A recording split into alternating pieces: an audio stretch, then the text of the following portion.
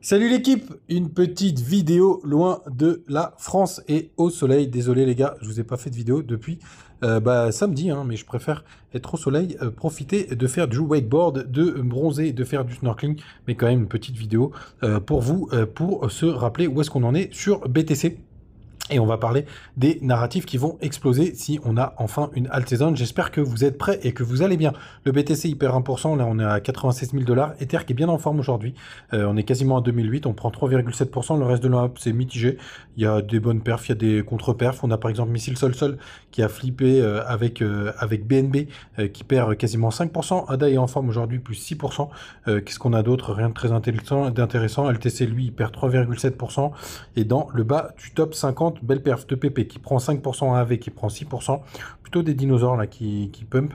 TAO il est plutôt stable et aujourd'hui c'est Paul Matic encore une nouvelle fois qui est stable, qui est 50e avec 0,4%. Les gars, côté daily du BTC, on a retesté le Falling Wedge tout simplement, regardez hein, sur la bougie d'hier. Donc pour l'instant RAS, on a toujours cette figure bullish qui fonctionne. On n'a pas été rechercher des niveaux plus bas. Il faut maintenant qu'on arrive à faire un petit W de l'autre côté de la trendline, ou alors là le pullback il est plutôt pas mal.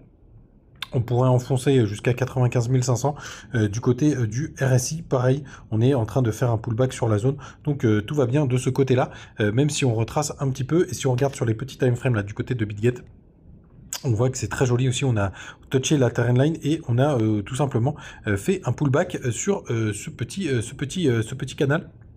Vous voyez sur le range, pour le coup, on est en train de travailler cette zone qu'on a pas mal travaillé par le passé. Tout simplement, du côté de THBTC, là je pense qu'on devrait avoir un bon rebond. Où est-ce qu'il est mon THBTC? Il est là. Hop, après avoir fait un petit W qui n'était pas trop mauvais, pas trop moche ici.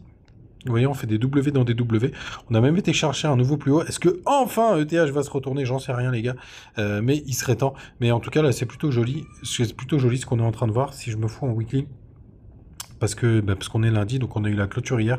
Ouais, en weekly, c'est juste un petit pump, hein. Enfin c'est un pump tout simplement sur la bougie de la semaine dernière. Et d'ailleurs, comment on a clôturé en weekly du côté du BTC? Voilà, je m'en perds les pédales. Hop. Comment il nous a fait le weekly? Du coup, on a clôturé sur une rouge, alors que ETH a clôturé dans le vert. C'est plutôt pas mal. Le Nasdaq, je voulais quand même vous le montrer parce que c'est magnifique. Il a quand même fait un nouveau plus haut, ça y est. Regardez-moi, c'est magnifique. On va passer en weekly pour que vous voyez bien.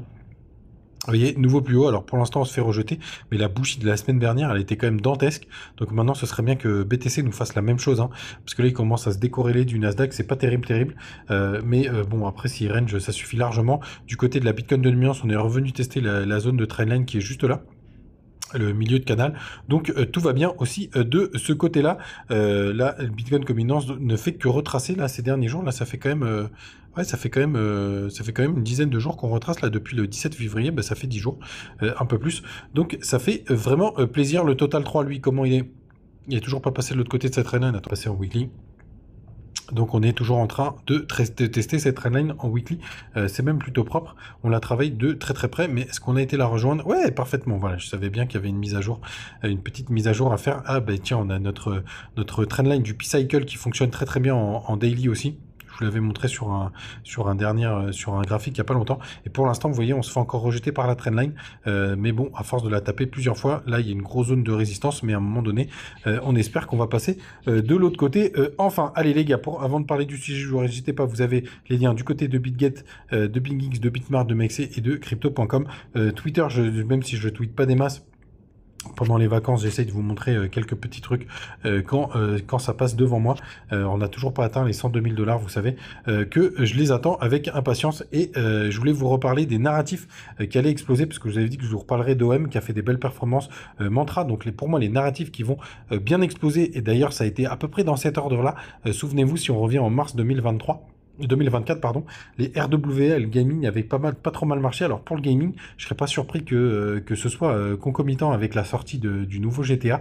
Donc on va voir ce que ça va donner, mais je serais pas surpris. L'IA, vous le savez, les mêmes qui vont continuer de performer, et je pense qu'on finira avec les agents IA. Mais gardez ces petits narratifs en tête. À mon avis, c'est sur ces cryptos-là qu'il faut être tout simplement positionné si on a enfin une seconde phase de all season. Et pour le coup, moi c'est plutôt là où j'ai mes gros bags en plus du BGB.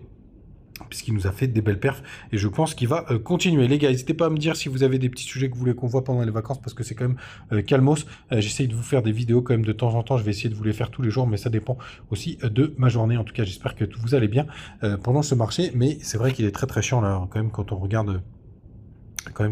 là, on repasse en daily, vous voyez, il se passe quand même pas grand chose ces derniers jours. On aussi avec un average entre les 94 000 grosso modo et aller au max du max les 98 000.